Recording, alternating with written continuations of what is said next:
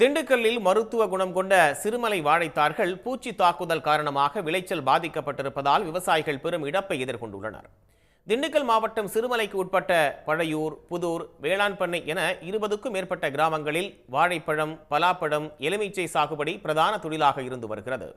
மூலிகை செடிகள் நிறைந்த பகுதி என்பதால் இங்கு விளைவிக்கப்படும் வாழைப்பழத்திற்கு தனி சுவை உண்டு.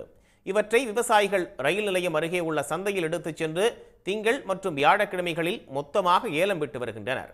ஆனால் அண்மை காலமாக வண்டு, பூச்சி தாக்குதல் காரணமாக வாழைப்பழங்களின் சுவை குறைந்திருப்பதோடு விளைச்சலும் கடுமையாக பாதிக்கப்பட்டுள்ளது.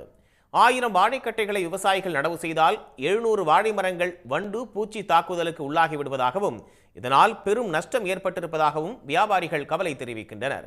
தவிர வாழைப்பழத்தின் அளவும் சிறியதாக இருப்பதால் யாரும் வாங்குவதற்கு முன்வருவது இல்லை என்றும் அவர்கள் கூறுகின்றனர். இந்த ஊர்ல இருந்து வந்தாலும் சிறுமலை வாழைப்பழத்தை தேடி தான் வருவாங்க. ஏன்னா அதனோட சுவையும் ரொம்ப அதிகம். ஆனா எங்க விவசாயிகள் சுத்தமா இப்ப இங்க விவசாயம் பண்ணிக்கிட்டு இருக்கிறதுலையும் எந்த ஒரு மகசூலும் எங்களால எதிர்பார்க்க முடியல.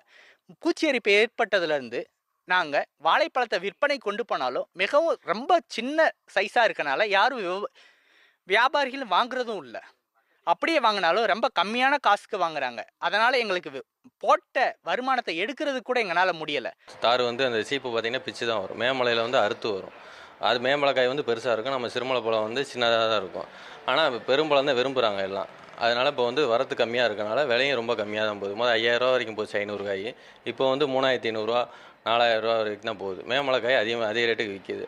அதனால் இப்போ சிறுமலை இது ரொம்ப பாதிப்பாக இருக்குது. இந்த வண்டு கடினால் இப்போ வெயில் மழை இது மாதிரி வரனால வண்டுக்கடி, பூச்சிக்கடினால் வாழை கம்மியாக சோடை உளுந்து கம்மியான ரேட்டு இது போகிறனால பழமும் பெருக்க மாட்டேங்குது. இங்கே சிறுமலை பழம் 2 ரூபா, 3 ரூபா, 4 ரூபாய்க்கு தான் போகுது. கம்மியான ரேட்டில் தான் போகுது.